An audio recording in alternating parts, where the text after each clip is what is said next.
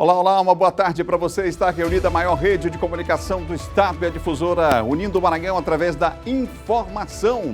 Hoje aqui na bancada, Eduardo Ericeira, John Coutinho e Cristiane Moraes. É a bancada do Jornal da Difusora, primeira edição, para esse programa que está começando. Hoje é sexta-feira, hein? Vamos lá, vamos aos destaques do dia. Supremo Tribunal Federal determina a abertura de inquérito para investigar Milton Ribeiro e Comissão de Educação convoca mais um prefeito do Maranhão para a reunião que pretende esclarecer se o MEC favoreceu municípios indicados por pastores. Dr. Gutenberg deve desistir da disputa da Câmara Municipal da capital. Idosos de São Luís começam a receber a quarta dose da vacina contra a Covid-19. Rosiana volta a criticar o governo Dino nas redes sociais. Você vai ver também como foi a passagem aqui na capital do presidente da Câmara, deputado Arthur Lira. Essas e outras notícias agora no Jornal da Difusora.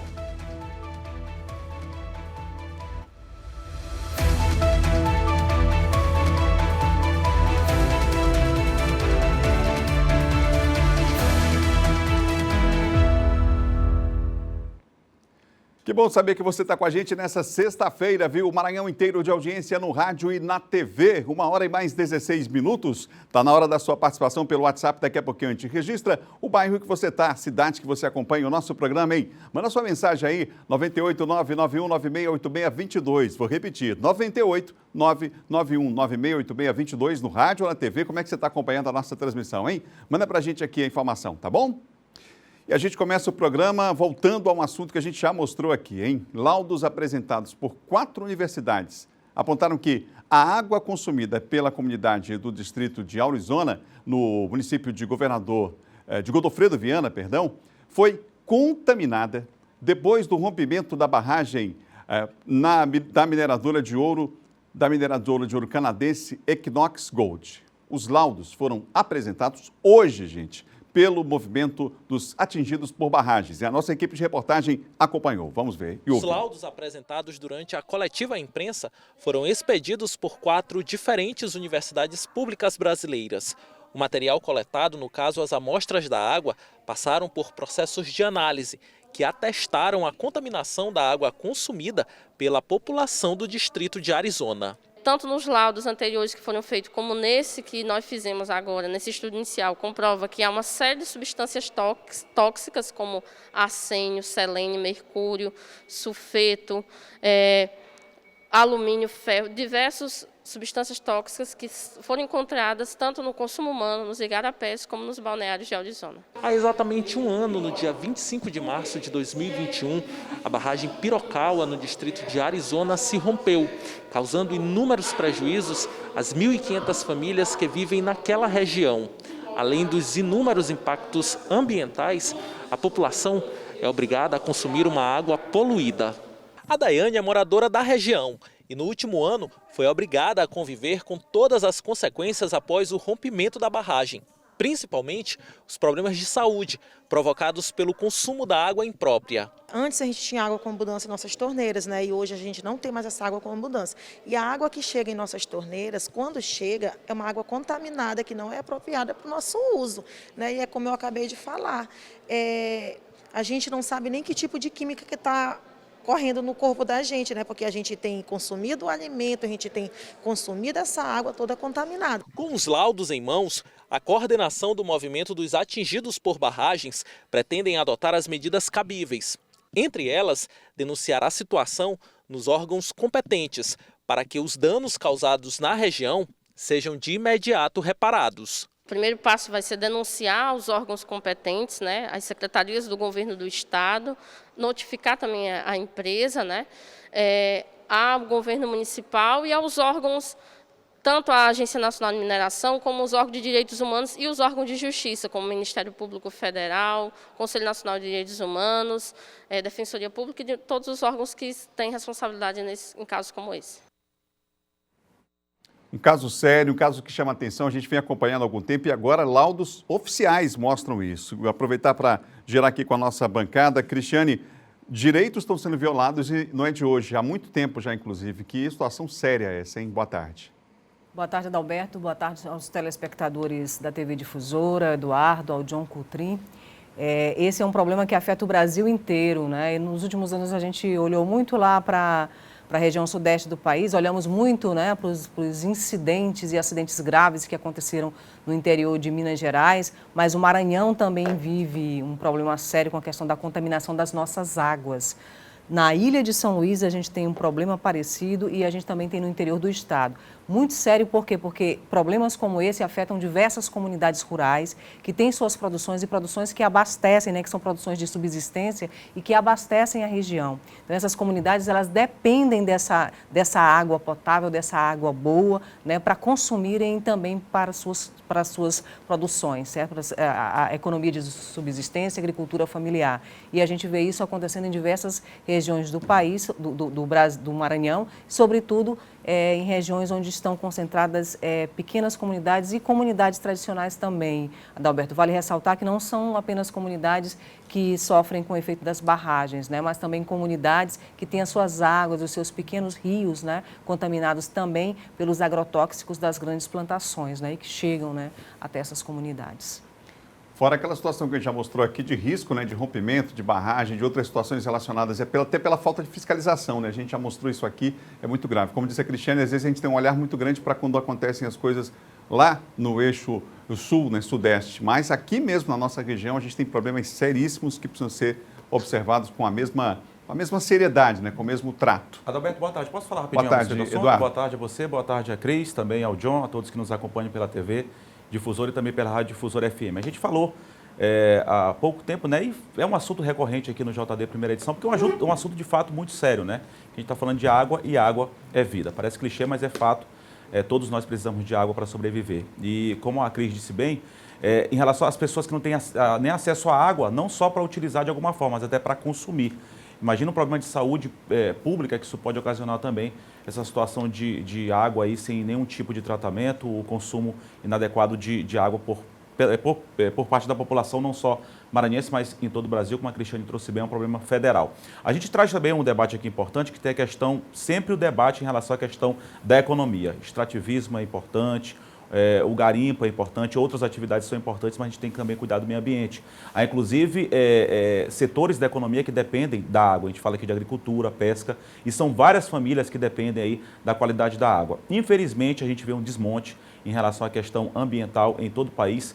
Aqui no estado do Maranhão, isso também certamente acontece em outros estados, a questão de perda de manguezais, perda de rios que são poluídos, não só o mar, mas rios que acabam sendo poluídos, enfim. A questão de desmatamento também é algo muito sério e, como a Cris só ressaltando, importante a questão de votação do uso de agrotóxicos cada vez mais fortemente utilizado, infelizmente, dentro da economia. Volto a dizer, é importante para a economia do país, são setores importantes, mas a gente tem que ter um cuidado, um carinho também especial com a questão ambiental, que de fato se perdeu muito nos últimos anos. 1h mais 23 minutos, 1h23. John Coutrinho. Eu prestei mais atenção, boa tarde a todos, na fala de uma das moradoras que a universidade identificou alguns metais nessa água contaminada. Eu me preocupei com essas pessoas que ingeriram, né, essa água contaminada, o que pode acontecer com elas, porque são metais ali pesados, que com certeza, como ela falou, selênio, né, tantos outros, que causam prejuízo à saúde. Então, essas pessoas também têm que passar por exames, né, tem que ter um acompanhamento médico para que não haja ali algo mais grave com elas. Então, é necessário aí, se essas pessoas aí se ingeriram essa água, né, tiveram algum contato com ela, precisa ser investigado isso. É importante também dizer que isso só ocorreu depois de muita pressão e mobilização. Também destacar a atuação das universidades também, que fizeram essa pesquisa, né, nesse material e que identificaram esses metais. Então é muito importante que haja, portanto, essa parceria, essa colaboração entre todos. Agora é necessário que haja a punição dos responsáveis, né, e acompanhamento diário dessas famílias também. Bem lembrado, John. 1h mais 24 minutos, você ligado aqui na TV Difusora e na Rádio Difusora também. Olha, a ministra Carmen Lúcia do Supremo Tribunal Federal atendeu ao pedido da Procuradoria-Geral da República e determinou a abertura de inquérito para investigar, sim, o ministro da Educação, Milton Ribeiro. A proposta inicial era que Milton Ribeiro fosse convocado, o que obrigaria o ministro a comparecer. mas acabou se transformando em convite porque ele enviou um ofício se colocando à disposição para prestar esclarecimentos.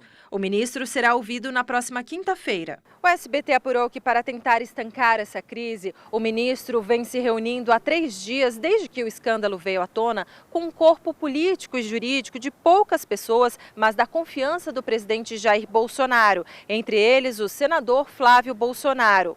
Mesmo sem muito jogo de cintura com parlamentares, o ministro deve sim comparecer à comissão e vai receber um treinamento intensivo até lá. O deputado Ricardo Barros, líder do governo na Câmara, defendeu que o ministro permaneça no cargo. Esses momentos de grande tumulto precisam ser enfrentados e no momento em que a questão estiver mais tranquila, ver se tem ou não elementos para alguma decisão, alguma atitude que deva ser tomada pelo presidente ou pelos órgãos de controle, ou pelo próprio ministro. O caso foi revelado pelo jornal Estado de São Paulo. Os pastores Gilmar Santos e Arilton Moura, embora não sejam funcionários do governo, agiam como supostos intermediários de verbas do MEC para prefeituras. Nesta quinta-feira, o jornal trouxe o depoimento do prefeito de Bonfinópolis, Goiás, professor Kelton Pinheiro, que relata um pedido de propina feito pelo pastor Arilton em um restaurante, depois de uma reunião com o ministro Milton Ribeiro em Brasília.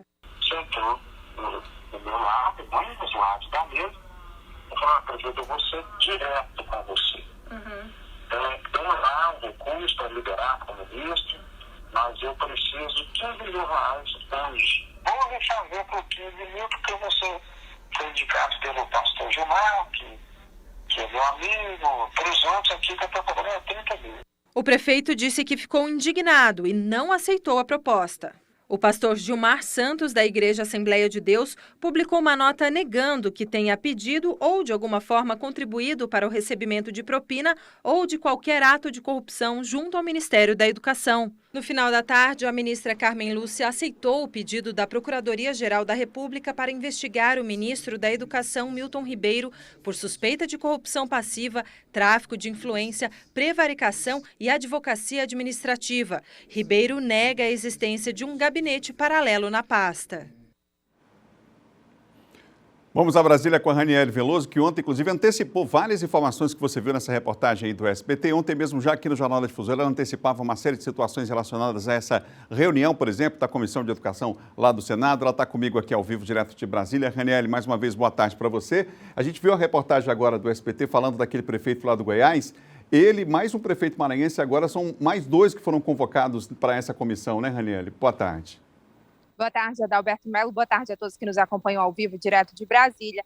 É isso mesmo, viu? Logo após a votação na Comissão de Educação, ainda ontem, os senadores incluíram ali 2 requerimentos de convite também, porque eles não podem convocar, mas tudo indica que esses prefeitos virão, tanto de Kelton Pinheiro, prefeito de Bonfinópolis, que falou que o pastor daria desconto de 50% e até ofereceu bíblias para que ele comprasse no valor de R$50 cada Bíblia, seriam 1.000 Bíblias, e também o prefeito de Luiz Domingues, Gilberto Braga, do PSDB, que esse foi oferecido ali para que ele entregasse o ouro e aí as verbas seriam liberadas. Então, esses 2 prefeitos também virão aqui ao Senado, a data será decidida na próxima quinta-feira. E para a gente ficar a par de toda a situação e repercussão aqui no Congresso, Adalberto, o presidente Jair Bolsonaro está sendo pressionado tanto pela bancada evangélica quanto o QG da sua reeleição no Palácio do Planalto, como, por exemplo, o ministro da Casa Civil, Ciro Nogueira, para que Milton Ribeiro deixe o governo. Inclusive, até os militares vão entrar nessa campanha. Eles estão com medo de cair, impactar a imagem, a popularidade do presidente Jair Bolsonaro, que vinha melhorando porque ele parou de falar das vacinas e também o Auxílio Brasil já estava repercutindo no Nordeste. Agora o reflexo é ao contrário, já está impactando esse escândalo, porque ele defende que não há corrupção no governo, negativamente, porque seria sim um escândalo de corrupção. E aqui no Congresso eles entendem que é bem diferente daquele do lobby por vacinas no Ministério da Saúde, porque dessa vez os prefeitos estão confirmando. E ontem, naquela live que o presidente faz toda quinta-feira, ele defendeu o ministro da Educação, Milton Ribeiro, como vocês vão ver a seguir. Vamos ver. O Milton, coisa rara de eu falar aqui. Eu boto a minha cara no fogo pelo Milton, minha cara toda no fogo pelo Milton. Estão fazendo uma covardia com ele. Olha, Adalberto, o presidente disse, inclusive, que se ele estivesse armando, o ministro da Educação estivesse armando, ele não estaria publicando as audiências com os 2 pastores. Mas no Código de Ética da Presidência, os ministros são obrigados a colocar as agendas públicas. Caso contrário, eles seriam demitidos. Ele também fala que acionou a Polícia Federal para que investigue o caso, mas isso aconteceu antes de ontem. Adalberto. Obrigado, Raniele. Parabéns pelo trabalho aí em Brasília. Bela imagem a gente tem aí. Próximo é o Congresso Nacional, a Praça dos Três Poderes. Bom final de semana, viu? Raniele, portanto, em Brasília conosco, falando com a gente aqui direto da capital federal. Ontem antecipou vários aspectos aí relacionados a essa questão da crise do Ministério da Educação. A gente continuou acompanhando, trouxe a reportagem para você e a atualização. O prefeito de Luiz Domingues, o Gilberto Braga, não é isso? Foi convocado também, vai participar, é mais um prefeito, portanto, são 5 prefeitos maranhenses que vão participar desta reunião da Comissão Especial de Educação lá do Senado em Brasília. E o prefeito, inclusive, a gente no final da participação da Raniele, eu falava, mas está faltando o prefeito de Luiz Domingues. Está aí, ó. Depois, no final da reunião, houve a votação e ele foi confirmado como convidado para esta reunião. E teve muita coragem, né, de abrir a boca. Foi o primeiro prefeito, a gente viu na reportagem o prefeito de Goiás, mas foi aqui do Maranhão o primeiro a denunciar essa situação aí do Ministério da Educação, que se for confirmada realmente é muito grave, é muito séria. E a gente viu aqui o próprio depoimento do ministro, inclusive a voz do ministro no vídeo, falando sobre essa situação que precisa ser apurada. Cristiane Moraes. Não, eu só queria perguntar aqui para o John Coutrin, para o Eduardo, se eles teriam coragem de colocar a cara no fogo por alguém, né? Por alguém? É difícil, né? Dependendo por quem seja, né? Então o Eduardo tem coragem, viu? Envolvido num esquema desse, numa denúncia dessa, pelo menos sendo citado, é mais complicado, né? Eu acho que o presidente acabou se confundindo, né? Porque pelo menos pelo ditado não é a cara no fogo, é a mão no fogo, né? Não, é porque ele está se comprometendo bastante. Mais ainda. No caso dele, ele se comprometendo mais ainda. Ele confia tanto que não bota sua mão. É o grau de confiança que é maior. Então a confiança deve ser muito grande mesmo, então, né? A gente observa que Eu acho que o Congresso também está assistindo a gente, né? Porque a gente falou ontem do Luiz Domingues e o Congresso acabou aí convocando ele também, né, Adalberto? Acho que o Congresso está assistindo a gente. O que mais chama atenção é os depoimentos dos prefeitos relacionados ao Hamilton, né?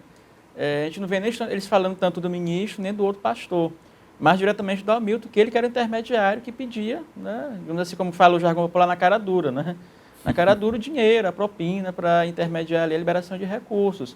Então ele tem muito a dizer, o Hamilton tem muito a dizer, tem muito a informar, porque todos os prefeitos têm falado a mesma coisa, até de valores iguais, 15 mil, um outro disse que era ouro, pediu ouro, né, que equivale a R$1 quilo, R$300 mil, R$1 quilo, R$30 mil. Então, ou seja, então é algo muito grave aí que deve ser investigado mesmo, sim, está correto, né, tem que investigar.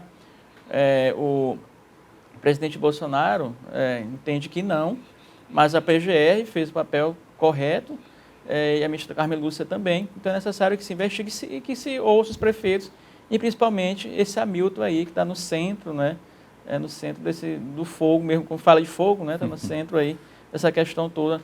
É necessário que haja, portanto, uma investigação mais aprofundada. Adalberto, só em relação a essa informação que a Raniele trouxe, de fato, eu acho que o presidente deveria analisar essa situação, porque a gente tem acompanhado algumas pesquisas aí nos últimos dias, de fato, há uma liderança, segundo as pesquisas que a gente tem acompanhado, né, nos últimos dias, há uma liderança ainda do ex-presidente Lula em relação às pesquisas, que são as pesquisas estão divulgando, todas elas, mas a gente percebe uma diminuição ali entre o presidente Jair Bolsonaro e o ex-presidente Lula. Então, de fato, o que a Raniele trouxe é uma informação importante, porque uma situação como essa pode, de fato, desgastar mais uma vez a imagem do presidente. Mas, ao que tudo indica, em defesa, ele saiu em defesa, né? E mais essa live que ele promoveu nessa quinta-feira, ele acredita aí na inocência do ministro, deve bancar aí o ministro e continuar na pasta. E ontem ele ainda disse ainda também nessa live que o caso da Valda Saí, que é uma servidora fantasma, e ele admitiu, ele falou abertamente, não, realmente ela não prestava serviço em Brasília. Ele confessou que essa servidora chamada Valda Saí não ia a Brasília, não prestava serviço em Brasília, apesar de ser nomeado no gabinete dele enquanto deputado federal. Ele disse que isso é comum, né, que tem assessores que não precisam ir em Brasília, né, que atuam aí em outras áreas, não é? Por exemplo, um deputado federal do Maranhão, que você só vive só no Maranhão, não precisa ir em Brasília, ou seja, trabalha aqui nas bases eleitorais. Então o presidente disse abertamente isso. E também uma investigação MPF, Ministério Público Federal, já entrou com uma ação na Justiça para investigar também isso. Ou seja, não foi só a questão a questão do Milton, mas também na própria assessora dele, que o presidente entende nos dois casos que não é um tipo de problema, nem um tipo de corrupção. Vamos acompanhar o desdobramento, portanto, dessa fala de ontem da live do presidente Jair Bolsonaro também. 1h mais 35 minutos, você ligado aqui na rádio e na TV Difusora. O presidente da Câmara dos Deputados, Arthur Lira, cumpriu ontem a agenda política aqui na capital e entre os compromissos, um encontro na FIEMA com os prefeitos e na Assembleia Legislativa com o presidente, o deputado Otelino Neto. O momento foi para debater pautas e temas importantes para as 217 cidades do estado. É lei proibir cortar energia dia de sexta-feira, véspera de semana, final de semana e feriado. Quando eu procurei o presidente Arthur, já na pandemia, com aprovado o projeto no Senado, eu disse, presidente, paute esse projeto. Você não tem noção quantos milhões de brasileiros vão ficar felizes. Parece ser um gesto pequeno, não é. É dignidade, é a pessoa saber que vai passar o final de semana ali podendo cuidar do idoso, da criança. O presidente da Câmara dos Deputados, Arthur Lira, destaca que diversas pautas municipalistas devem ser tratadas com prioridade. Então, dentre todas as pautas que já discutimos lá, muitas são municipalistas. Nós recebemos quase que todo mês a CNM, a FPM, para que a gente possa estar realmente inteirado dos movimentos que os municípios precisam. Debates importantes de demandas apresentadas por diversos prefeitos do país. Agradecer ao presidente Arthur Lira, com toda a sua humildade, vir aqui na nossa casa, a casa do municipalismo aqui no Maranhão, a nossa Federação FAMEM. Essa é a primeira vez que um presidente da Câmara dos Deputados vem até a sede da FAMEM. Na federação, o senador Everton e também Arthur Lira foram homenageados com a medalha municipalista Maria Félix. Essa aqui é uma homenagem com uma forma de reconhecer quem atua em defesa dos municípios. A medalha leva o nome da mãe do presidente da Câmara Municipal de São Luís, Osmar Filho. Maria Félix faleceu no ano passado, vítima de câncer, e era prefeita do município de Cajari. Parabenizo o presidente da Câmara Federal, o deputado Arthur Lira, pela iniciativa, o senador Everton, que fez a interlocução e trouxe o Arthur Lira para que a gente possa aqui debater pautas municipalistas que, de fato, vêm contribuir com os anseios da população, atender os anseios da população para que os municípios possam cada vez mais avançar. Durante a visita, o senador Everton destacou os potenciais do Maranhão para o país. Aqui é um local que você precisa industrializar, nós temos o nosso Porto do Itaqui, que é o mais estratégico, um dos mais estratégicos do mundo. Aqui nós temos a base de Alcântara, aqui nós temos um potencial enorme turístico. Ele acha que a Alagoas é a mais bonita, eu fico brigando com ele, mas os Lençóis Maranhenses, a nossa Chapada das Mesas, Delta das Américas, aqui a nossa Baixada Maranhense, a Ilha de São Luís, que respira arte, respira cultura. Então nós temos aqui muita condição de fazer esse Maranhão crescer e, claro, junto com todo o Nordeste, nós vamos estar dando as mãos para fazer esse grande trabalho. São dois estados bonitos, na verdade, né? Tanto o Alagoas quanto o Maranhão. Cada um tem que puxar para o seu lado. Claro, e são dois estados bonitos, nordestinos também, assim como o senador Everton e o presidente Arthur Lira. Mas, assim, falando da agenda do presidente da Câmara, é uma importante autoridade, a gente, inclusive, tinha falado sobre isso, né? Ainda ontem, uma importante autoridade aí no país, presidente da Câmara aí dos Deputados. É importante a presença dele aqui, pôde conversar com prefeitos, os prefeitos que vira e mexe precisam, né, de demandas, precisam ir a Brasília, uma dificuldade orçamentária, financeira muito grande. Então, ter essa proximidade, já ter esse contato próximo aqui no próprio estado do Maranhão é sempre muito importante. Adalberto, só queria falar uma coisa de bastidores da política aqui, como a gente faz essa análise também. Um dos cumprimentos da agenda foi justamente na Assembleia Legislativa com o presidente da Assembleia, o deputado Otelino Neto. E o senador Everton, ele foi questionado, né? O deputado Otelino Neto, todo mundo aguarda, né? Um pronunciamento dele, um anúncio, enfim, confirmando.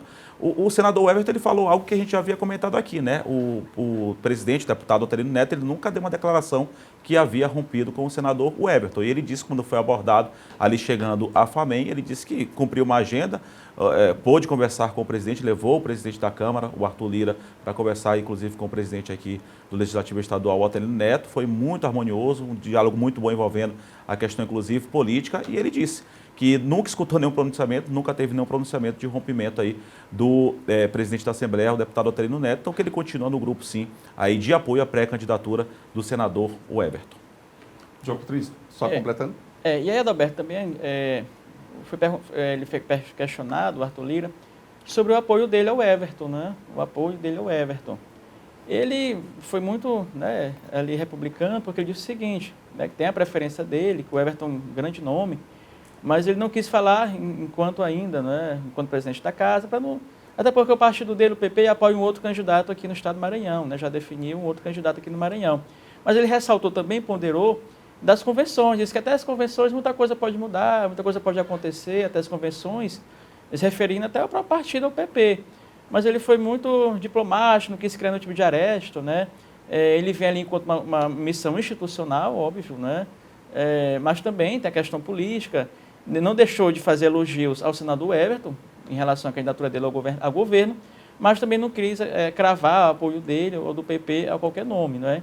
Então ele veio aqui ao Maranhão, mesmo assim, não tentando criar nenhum tipo de atrito com as lideranças locais, tanto é que até publicou algumas coisas nesse sentido, não é? E o próprio André Fufuca foi ao Twitter, né, e disse que queria fazer intriga, mas que o PP já tinha no estado definido o nome e seu apoio. Inclusive ele colocou no Twitter o apoio do PP ao vice-governador Carlos Brandão em ponto final, né, John? Tinha colocado isso aí no Twitter. Estamos em cima da hora, faltam 19 minutos para as 2 da tarde, a gente vai para o intervalo agora. Na volta a gente fala sobre a vacinação, a 4ª dose aqui na capital maranhense. Hoje a gente fala sobre esse assunto, vamos girar pelo interior do estado também com mais informações. A governadora Rosiana Sarney voltou a criticar o governador Flávio Dino. A gente vai ver, isso foi nas redes sociais e a gente vê tudo isso já depois do intervalo. Um instantinho só.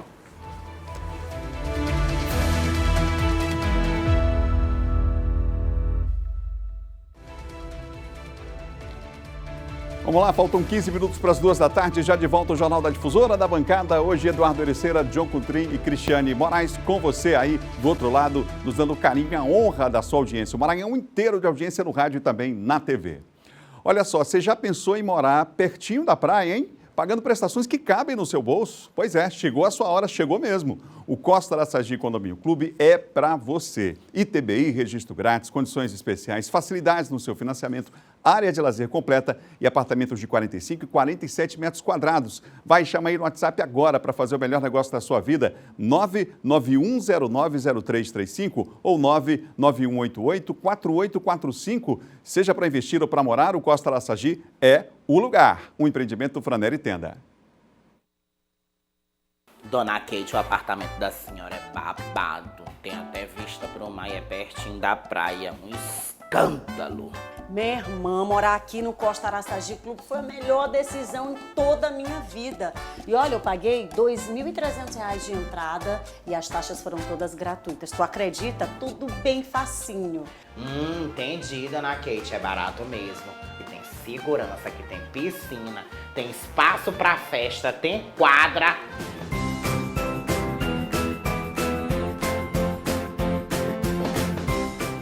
Seja para investir ou morar, o Costa Araçagi Clube é o lugar.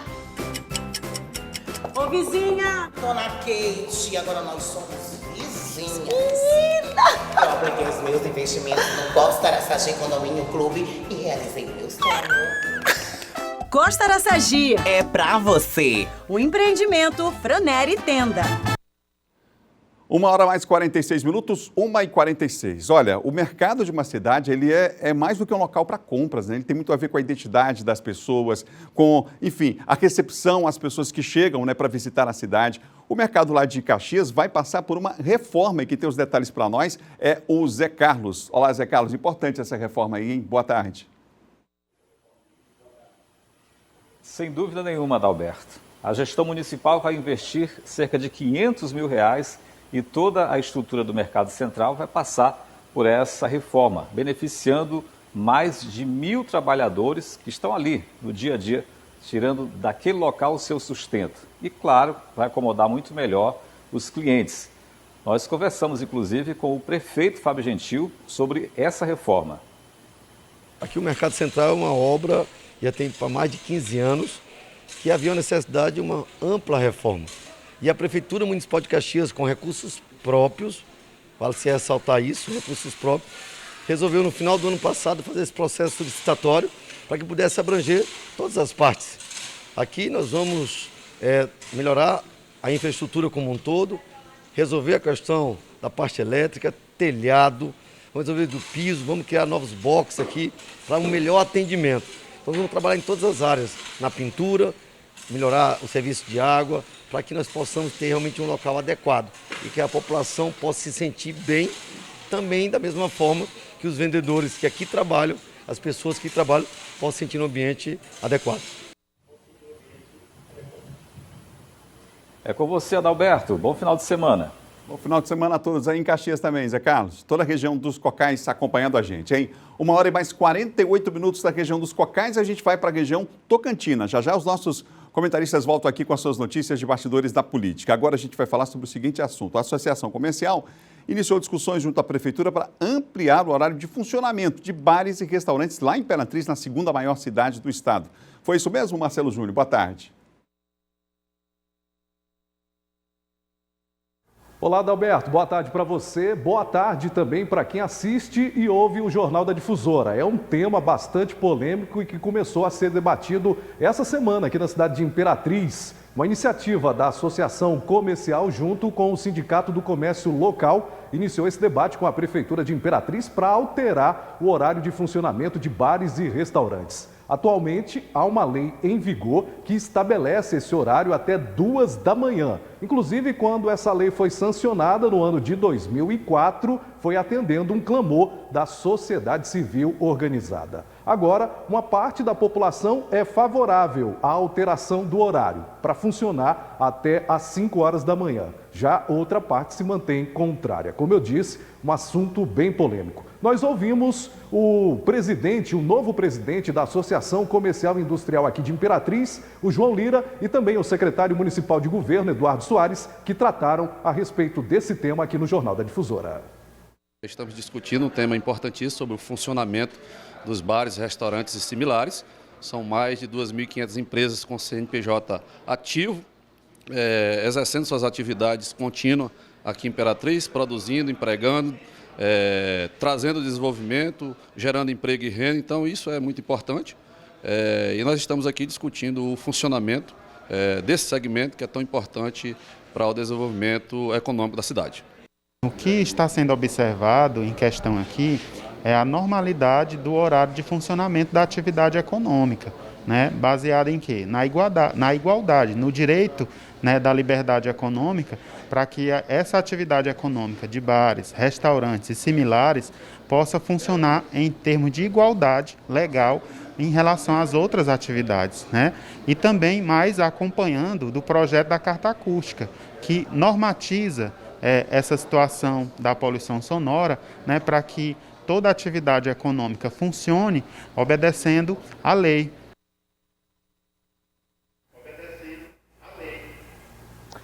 Essa lei em vigor aqui na cidade de Imperatriz, que estipula o horário de funcionamento de bares e restaurantes até 2 da manhã, conhecida como Lei do Silêncio. E agora, com o início desse debate, esse tema com certeza vai chegar na Câmara de Vereadores, que poderá revogar a lei atual, criar uma nova lei, ou a Prefeitura, por meio de decreto, deverá estabelecer uma nova normativa a respeito desse tema. Adalberto, eu volto com você. Obrigado, Marcelo. Um abraço. Amanhã a Imperatriz vai estar com a gente também na transmissão aqui da Copa do Nordeste. Marcelo, daqui a pouquinho já vai chamar a atenção para esse assunto. Semifinal da Copa, transmissão aqui na TV Difusora, viu? 1h mais 52 minutos, você ligado aqui na TV Difusora e na Rádio Difusora FM também, hein? Bom, a gente vai agora voltar com os nossos comentaristas para falar sobre aquelas notícias dos bastidores da política, mas antes, inclusive, tem uma informação do interior do estado. A gente continua falando aqui, falamos de Caxias, de Imperatriz também, e agora é o município de Primeira Cruz. Por lá, os moradores resolveram cortar uma estrada feita pelo prefeito de Primeira Cruz para não terem as casas alagadas. Quer dizer, tiveram que chegar a esse ponto, Eduardo?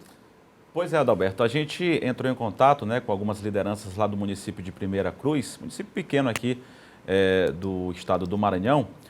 O Nilson do Cassó, que é o prefeito lá da cidade de Primeira Cruz, como ele é conhecido, né? O nome dele é Ronilson Araújo Silva, só que ele é mais conhecido como Nilson do Cassó. Essas imagens que quem está acompanhando a gente na televisão pode verificar, são os moradores revoltados, porque está chovendo em todo o estado do Maranhão, né? Praticamente todo o estado do Maranhão está chovendo bastante. Isso teria cerca de 15 dias, mais ou menos, os moradores que aconteceu isso, que tiveram que cavar essa vala, né? Porque casas estariam sendo alagadas, a gente sabe que Primeira Cruz é também cortada aí por rios e casas estavam sendo alagadas. Isso é uma estrada que, na verdade, não foi feita, segundo essa liderança que entrou em contato comigo. É uma estrada que começou a ser feita, mas não foi concluída, mas, pelo menos, segundo eles, melhorou a situação para quem transita pelo local. O problema é que, com essa obra, né, que estava sendo feita aí pela prefeitura, casas estavam sendo alagadas quando chovia. Então, é uma situação complicada. Então, os moradores, com as próprias mãos, aí resolveram tomar alguma atitude, abriram essa vala para não alagar ali a própria estrada e também as casas. A gente mostrou ainda essa semana a revolta de moradores do município de Icatu também, que diante da promessa de reforma de uma escola no município, quebraram a escola. A gente lamentou, claro, inclusive é um patrimônio público, segundo a prefeitura emitiu nota de Icatu, estava no planejamento para fazer a reforma, inclusive a prefeitura encaminhou nota aqui para a gente. A gente também espera, né, uma nota aí do município de Primeira Cruz, eu tentei entrar em contato, o porquê que essa estrada não foi concluída, o porquê que se foi feita, não foi feita da forma adequada para não alagar a casa lá dos moradores. A imagem é forte. Aguardamos então o posicionamento aí da prefeitura, tá bom? 1h54. Se você ligado aqui na Difusora, a gente vai agora às notícias ainda dos municípios do interior do estado. Agora Jéssica Lima que está chegando com Municípios em Foco.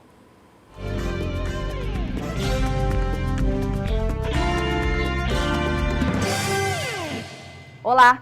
O prefeito Clemilton Barros, a comunidade local e autoridades de Urbano Santos se reuniram em evento para assinatura da ordem de serviço para a estrada que ligará o município a Barreirinhas.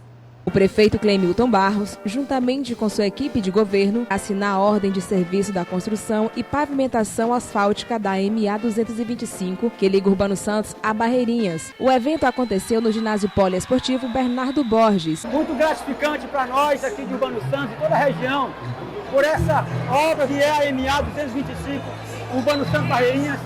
Estou muito feliz de estar hoje nesse momento histórico no nosso município. Muito obrigado a meu Deus, obrigado ao povo de Urbano Santos por essa oportunidade. Esse foi o destaque do Municípios em Foco. Até a próxima edição.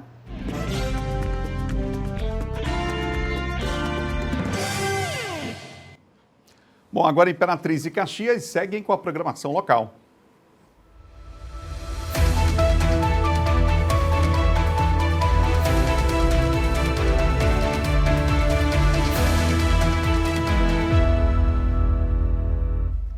Nós vamos para o intervalo, já voltamos com as notícias dos bastidores da política, os corredores do poder, com os nossos comentaristas. Vamos falar ainda de um assunto aí, uma reportagem nacional sobre o Conselho Nacional de Política Fazendária que definiu a alíquota única do ICMS, agora para o diesel também.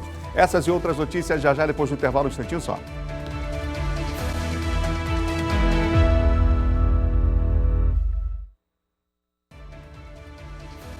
Já voltamos com o Jornal da Difusora, no rádio e na TV também, o Maranhão inteiro de audiência aqui com Eduardo Ericeira, John Coutrin, Cristiane Moraes, também você, claro, principalmente aí do outro lado acompanhando as informações, participando, interagindo com a gente aqui pelo nosso WhatsApp, tá bom?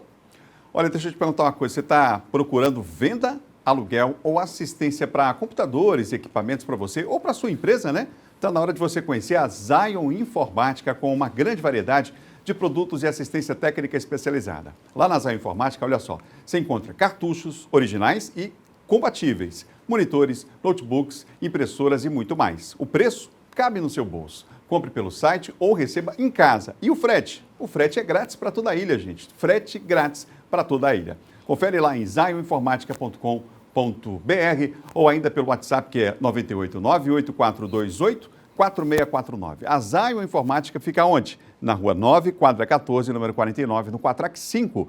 Zion Informática, a inovação da informática na sua cidade.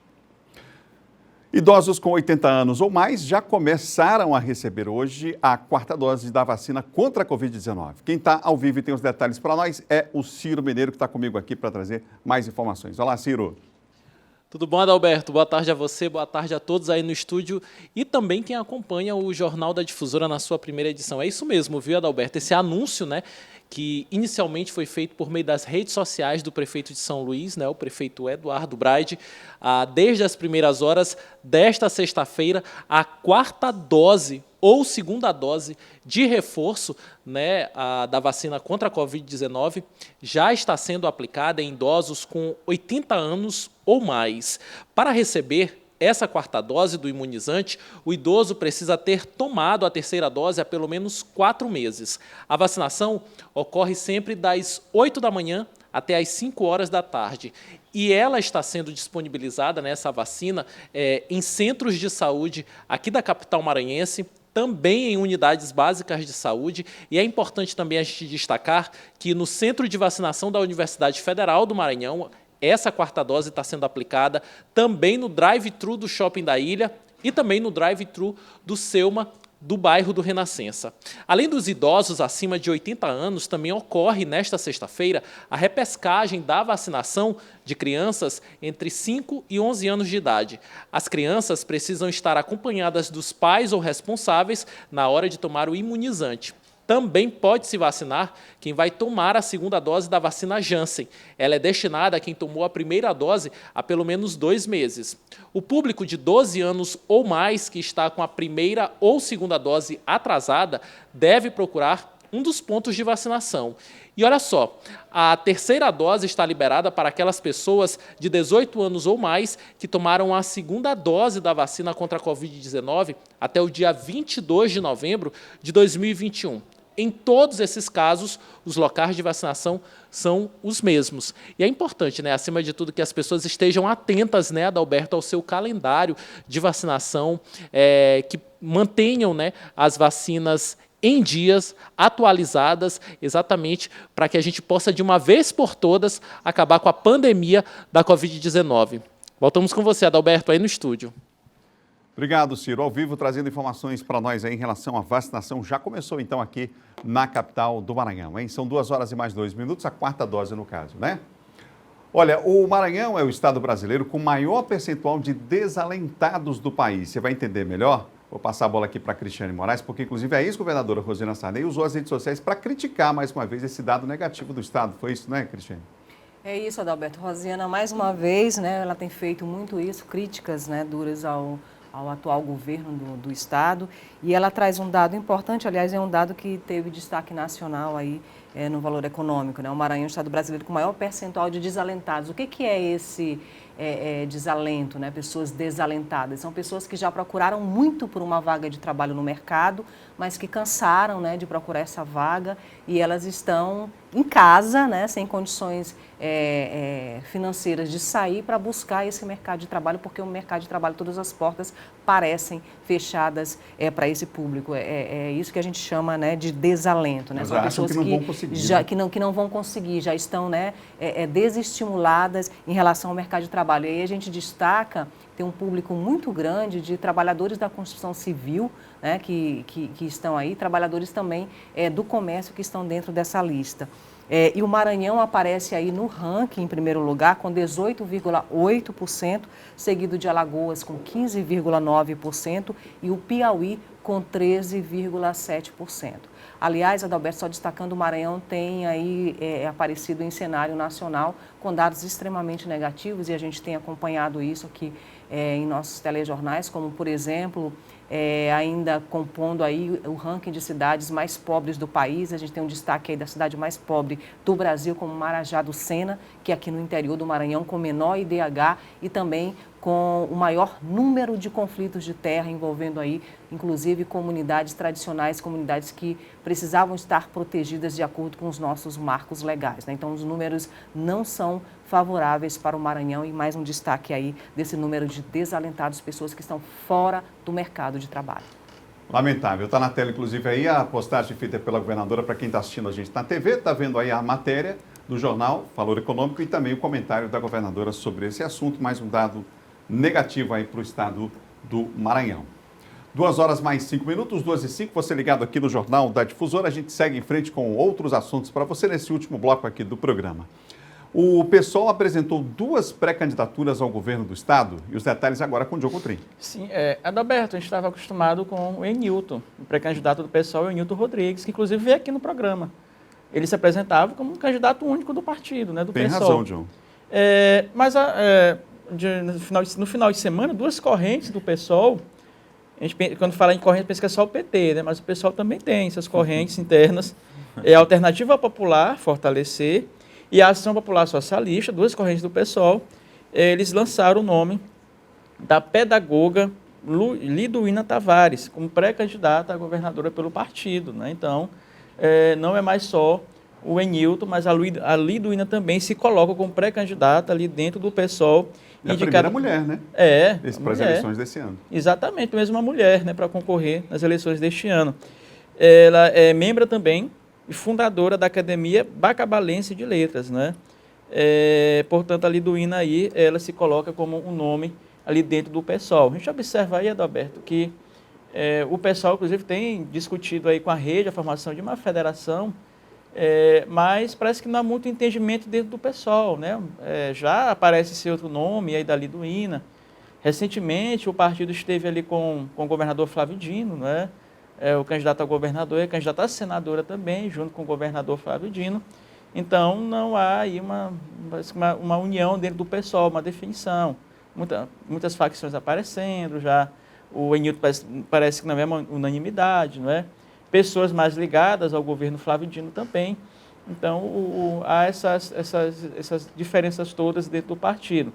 É claro que isso vai gerar um debate interno dentro do PSOL, porque a Liduína se apresenta, não ao que tudo aparentava aqui com o Enilton se apresentando como pré-candidato, que estava ali já tudo acordado, né? Havia um consentimento ali em relação à candidatura dele, mas não há. E além disso também, já puxando o gancho, também não há um acordo ainda também em relação à rede, nessa federação da rede, não é? O que eles têm acordado, qual a convergência que eles têm no momento, é a formação das chapas apenas proporcionais. Mas em relação ao governador, não há um entendimento dentro do PSOL, já com 2 candidatos agora, né? E com a rede também não. A rede apoia a pré-candidatura do senador Everton Rocha e o PSOL tem esses 2 nomes, esses 2 candidatos a governador. Por enquanto ainda não há, né, um entendimento entre a candidatura a governador, mas eles vêm aí convergindo em alguns pontos no que diz respeito à formação de chapas proporcionais. Eduardo, sobre esse assunto, mais algum aspecto a destacar? Só rapidamente, Adalberto, o John já resumiu muito bem, mas a gente ouviu aí na conversa de bastidores, ontem teve mais uma roda aí de diálogo, ao que tudo indica vai acontecer a federação, só que isso também tem que ser debatido nacionalmente, mas também tem que ser debatido aí a nível local nos estados. Ontem teve mais uma reunião que me parece, conversa de bastidores aí, que quer se empurrar uma candidatura goela abaixo aí do Enilton. Isso não é bem assim. A gente sabe que a questão de uma candidatura a qualquer cargo, ainda mais quando é um cargo ao executivo, no caso nos estados, ou enfim, a presidência da República, os governadores ou prefeitos, enfim, isso tem que ser construído, né? Há uma construção de uma pré-candidatura, de uma candidatura que tem que ser também um dos passos à questão do debate, do diálogo. E me parece que isso aí não está muito afinado entre a rede e o pessoal aqui no estado do Maranhão. Claro que ainda vai haver novas reuniões, vai haver novos debates. A federação ainda não foi sequer aí, homologada, ainda não é uma coisa certa, há um debate, há um diálogo nacional em relação a isso. Em relação à questão da proximidade com o John, a gente sabe que hoje tem a pré-candidatura do Enilton que foi lançada, mas essa pré-candidatura que o John trouxe, a Rede Sustentabilidade hoje apoia, está na base de sustentação da pré-candidatura do senador Everton, isso tem que ser afinado. Houve essa reunião com o governador Flávio Dino, inclusive com uma pré-candidata do partido, a Antônia Coriongo, né, que é pré-candidata ao Senado. E foi visitar também um pré-candidato ao Senado, que vai ser o governador Flávio Dino futuramente. Então tem muitos pontos a serem detalhados aí, a serem afinados nessa possibilidade de federação entre rede e pessoal, inclusive aqui no estado do Maranhão. Maravilha. Vamos caminhando, que a nossa pauta já está, nosso tempo já está quase se esgotando aqui, mas, John Coutrinho, o doutor Gutenberg deve desistir da disputa na Câmara? O vereador Marcel Lima anunciou, né, o ex-líder do governo Eduardo Brade na Câmara, anunciou que o doutor Gutenberg desistiria da candidatura dele para apoiar o Paulo Vitor nessa disputa pela presidência da mesa diretora. A gente andou apurando ali com alguns vereadores, Adalberto, parece que o vereador Marcel antecipou, né? Não era o combinado esse. O combinado era do doutor Gutenberg anunciar isso na segunda-feira, né? Na sessão de segunda-feira. Mas parece que o Marcel acabou antecipando um pouquinho, né, essa informação. Mas há um diálogo muito permanente entre o Paulo Vitor e o doutor Gutenberg e parece que já está tudo acertado, viu, Adalberto? É claro que o doutor Gutenberg foi perdendo força ao longo do tempo, né? Vários vereadores ali estavam com ele, foram declarando apoio ao Paulo Vitor, inclusive o próprio, mais recentemente, Otávio Sueiro, né? E também outros vereadores ali da base do doutor Gutenberg. Então, fragilizado como estava o doutor Gutenberg, perdendo apoios, era mais natural que compôs, formasse uma chapa única ali junto com o Paulo Vitor. E o Paulo Vitor já havia declarado, né, que buscava justamente esse consenso, que mantinha esse diálogo permanente com o Dr. Gutenberg e também com vereadores que apoiam ainda a pré-candidatura do vereador Dr. Gutenberg e que ia buscar justamente esse consenso para fortalecer, segundo o próprio Paulo Vitor, fortalecer ainda mais o Legislativo Municipal. Me parece que caminha nesse sentido mesmo, viu? Doutor Julinho, está voltando, ou João Coutrinho? Hoje ele anunciou nas redes sociais, doutor Julinho, que estava afastado por licença médica, tratamento de saúde. O doutor Julinho posto nas redes sociais, hoje Adalberto, que estava voltando às suas atividades, né, ali na Prefeitura de São José de Ribamar. Então, a gente ficou até muito alegre, satisfeito, né, pela volta dele, porque ele estava ali no tratamento de saúde, um pouquinho delicado, né, mas ele disse que voltou com força total e já, portanto, já participa de agendas ali, voltando a assumir a Prefeitura de São José de Ribamar. São 2 horas e mais 11 minutos, 2h11. E olha, foram divulgados os horários e as datas da transmissão de posse do vice-governador Carlos Brandão, no caso, a saída do governador Flávio Dino e a entrada do vice-governador Carlos Brandão. A posse, não é? Sábado, dia 2, acontece a posse na Assembleia Legislativa do Estado. O horário está confirmado para as 4 horas da tarde. Na sequência, às 5h30, acontece a transmissão de cargo lá no Palácio dos Leões. 2 horas mais 12 minutos. Fique agora com as notícias do esporte aqui no nosso Jornal da Difusora, primeira edição. Esse final de semana nós temos, inclusive, aí a semifinal da Copa do Nordeste. A competição vai chegando no seu momento decisivo e a Difusora, pelo 5º ano consecutivo, é a casa da Copa do Nordeste. Hoje é sexta-feira, é dia de falar de futebol. Copa do Nordeste, oferecimento. Liliane, faz parte da sua vida. Star 1, internet de verdade. Estamos chegando para falar da maior competição regional do país, a Copa do Nordeste, que está funilando, está chegando à sua fase decisiva. Ontem à noite a bola rolou em mais um jogo pelas quartas de final e é conhecido mais um semifinalista. Quer saber quem foi? Já já a gente conta para você. Olha só, atenção aí, você ligado com a gente, acompanhando aqui as informações da Copa do Nordeste. Atenção, minha gente, você aí que está precisando de um eletrodoméstico novinho ou trocar aquele móvel, precisa aproveitar as oportunidades imperdíveis que só a Liliane dá para você. É isso mesmo.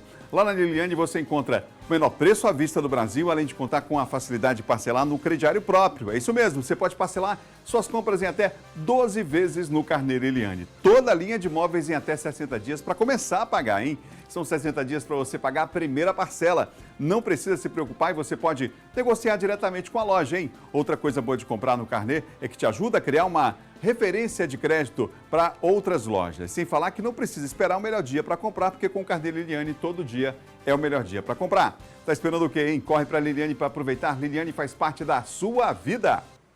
Pois é, o CRB se tornou o último semifinalista da Copa do Nordeste após vencer o Ceará por 4-3 na disputa de pênaltis. Após um empate sem gols nos 90 minutos, ontem à noite no estádio Castelão. O grande herói da noite acabou surgindo nas penalidades máximas. O goleiro do CRB, Diogo Silva, defendeu as cobranças de Nino Paraíba, Dentinho e Rodrigo Lindoso. Pois é, o jogo aí você viu as imagens, terminou em 0-0 e aí foi para os pênaltis. E nos pênaltis, não é que o CRB levou a melhor, rapaz? Coincidentemente, o CRB, você está vendo aí as cobranças de pênalti, vai pegar outro time que chega à semifinal depois de se classificar também na cobrança de pênaltis, no caso, o Sport Recife. E de outro paredão, né? Que é o goleiro Maílson. Pois é, vamos ter então esse jogão aí pelas semifinais da Copa do Nordeste, hein? Olha, você aí que é do interior do Maranhão e não sabe qual empresa de internet contratar para sua casa, sua empresa, você já conhece a Star 1? Está presente em mais de 44 municípios. A Star 1 tem internet 100% fibra ótica e até 600 mega. A Star 1 é uma empresa maranhense que nasceu em Urbano Santos e conquistou o Maranhão. Presente em mais de 44 cidades do nosso estado, conectando você ao mundo. O nosso atendimento é 24 horas, 7 dias por semana, tudo isso para levar a internet de verdade para a sua casa. São milhares de clientes conectados na melhor internet 100% fibra ótica. Vem para a Star 1, sua internet de verdade.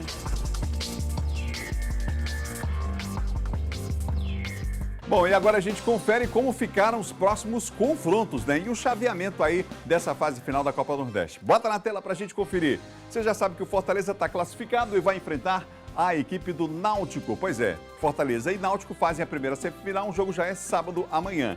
E domingo é isso mesmo, domingo a bola rola na outra semifinal entre a equipe do Sport lá em Recife contra o CRB. Aliás, o Sport mudou até o local do jogo, não é mais na Ilha do Retiro, vai jogar a sua partida na Arena Pernambuco, Arena de Copa do Mundo, lá na capital pernambucana. Portanto, Fortaleza e Náutico, Esportes RB, são os próximos jogos da Copa do Nordeste nesse final de semana, ou seja, até domingo, no fim da tarde, começo da noite, na verdade, a gente já vai saber quem vai disputar a final da Copa. Final que vai ser disputada, como você sabe, sempre em 2 jogos. São 2 partidas, uma no meio da semana e a outra no sábado seguinte. Muita emoção, hein? Reta final, cada jogo é uma decisão. Empate leva a partida, a decisão para os pênaltis. Muita emoção na tela da sua difusora, você vai conferir. A gente se encontra, até mais. Copa do Nordeste, oferecimento Liliane, faz parte da sua vida. Star 1, internet de verdade. Estamos quase encerrando aqui o Jornal da Difusora em sua primeira edição. Eduardo Ericeira, o senador Roberto Rocha se reuniu com o Laes Bonfim? Adalberto, a gente tem acompanhado a movimentação do senador Roberto Rocha. Ele não deve ficar do PSDB, mas há uma expectativa também. Eu conversei com algumas lideranças do PSDB. Eles me disseram que há uma expectativa ainda de possibilidade de ficar. Não é muito certo, mas pode ficar ainda. E se candidatar na chapa aí do pré-candidato, o senador Everton, nesse caso, a reeleição ao Senado, o senador Roberto Rocha. Mas isso aí é um caminho ainda que está sendo decidido e debatido. Teve esse encontro também em Brasília com aí o prefeito Laes Bonfim, que é uma linha mais bolsonarista, né? E a gente sabe que o senador Roberto Rocha é muito aí alinhado ao presidente Jair Bolsonaro. Então também essa possibilidade também de migração, inclusive, eu perguntei a ele para o PTB. Ainda não foi batido o martelo, mas ele confirmou que até a próxima... lideranças do PSDB confirmaram que até a próxima semana, que tem ligação com o Roberto Rocha, esse martelo deve ser batido e a gente com certeza vai divulgar aqui para os nossos telespectadores. Maravilha. Estamos encerrando. Tem convite para amanhã, Cristiane? Isso aí, convido todo mundo para o Em Alta, a partir das 8 horas da manhã. A gente vai discutir a questão do negro no Brasil e no Maranhão, essa semana que foi a semana de combate à discriminação racial. Maravilha. Eduardo, o alô de hoje vai especial. A gente vai mandar um alô especial aqui para São Benedito do Rio Preto. Todos que estão nos acompanhando, claro, obviamente, nossa audiência, mas São Benedito do Rio Preto, a gente inaugurou nosso sinal lá em São Benedito do Rio Preto. As pessoas agora podem acompanhar agora a gente digitalmente lá na cidade. Grande abraço a todos. Alô especial aí para a cidade, para todos aí, nossos colegas aí da Difusora nessa cidade. Viu? Um abraço, gente. A gente volta na segunda aqui com o Jornal da Difusora e amanhã tem semifinal da Copa do Nordeste. Tchau, tchau. Bom final de semana.